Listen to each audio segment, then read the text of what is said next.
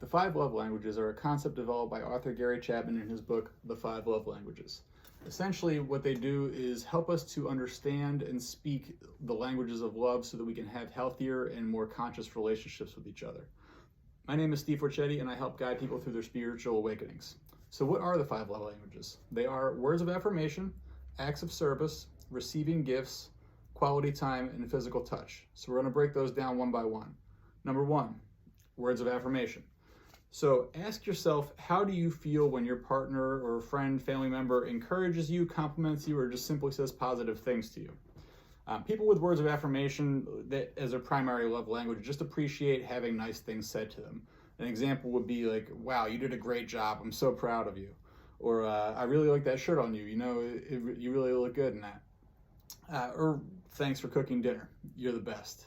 Things like that help people to feel appreciated.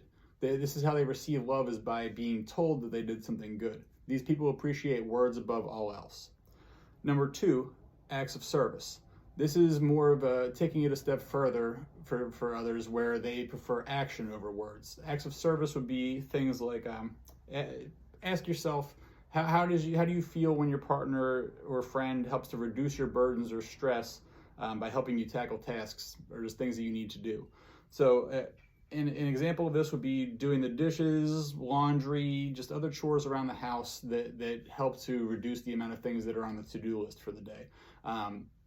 As another example, doing errands, running out of the house to do errands while your partner stays at home and does things at the house, or if you have kids, watching the kids while your partner runs out and does their errands for the day.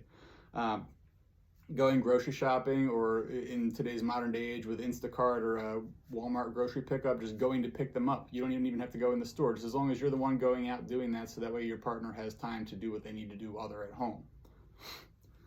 Number 3 would be receiving gifts. Now, this doesn't have to be anything lavish or extraordinary. It can be, but typically people who appreciate receiving gifts really just appreciate feeling like you thought about them. So an example would be maybe if you guys go out and do something together, taking a picture and just printing out that picture and putting it in a really nice frame. Again, it's just a thoughtful gift, costs less than $10, $20 if you get a really big frame, and it shows them that you care and that you want to put your love together, memorialized in this moment, on display. Perfect gift. Another one would be a birthday card. I'm personally not a fan of birthday cards, but some people absolutely love them. Bonus points if it's handmade. Really, any handmade gift is going to be just 2 thumbs way up for anybody who has receiving gifts as their primary love language. Really, just any item that shows that you're listening. So if someone's complaining about having neck pain, maybe get one of those little neck pillows that you wear on a plane. Anything, again, just to show that you actually listen to them. It's not just so much for you to actually listen, it's for you to show that you're listening, and in this case, it's by giving any sort of token of appreciation, or just anything that makes them know that you were there, present in the conversation. So on the topic of being present in conversation, number 4 is quality time. So for this one, ask yourself, how do you feel after a really meaningful conversation when you've had someone's undivided attention? People with quality time as their primary love language just love to spend time with other people. It doesn't matter what you're doing. It doesn't have to cost any money. Again, you can just have a deep, meaningful conversation.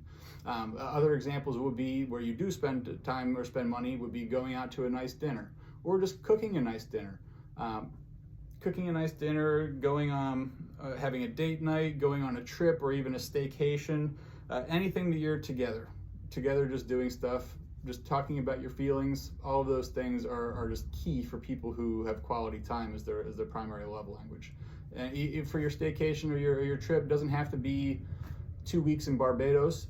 It can be. It'd be really nice if you could do that all the time. But even just taking a day where you're both off of work together and you go apple picking, or you go on a walk together, does not have to cost money. All it has to cost is your time. And finally, number 5, physical touch. Ask yourself, how do I feel when my partner touches me?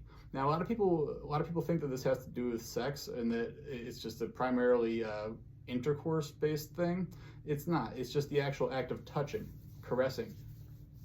So people with this love language redefine the idea of intimate touch. Because again, it's not just a sexual thing. It could be anything as simple as holding hands, hugging, kissing, cuddling, a back rub, a massage, or if you're in the kitchen together and if you walk past each other, just rubbing your hand across their back, just letting someone know that you're physically there. They just like having that tactile touch, where the actual act of touch. It can be through clothes, it can be on skin, it doesn't matter. Examples of this again would be hugging, holding hands, massages, back rubs, putting your hand on their leg, running your fingers through their hair, and yes, of course, sex, but again, not primarily sex. So the 5 Love Languages book goes into a little bit more detail about these topics, and at the end there's a little quiz to figure out what your love language is. And we find out that everyone has a primary love language, and some people have a secondary love language. Occasionally there are ties, but this book really does have the ability to help save and strengthen relationships. So I strongly suggest it. I'm going to put a link down below.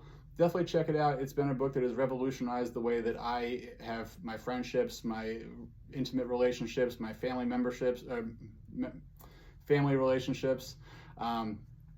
It's definitely worth checking out. It can really help you get through tough spots and reignite flames if they're dying.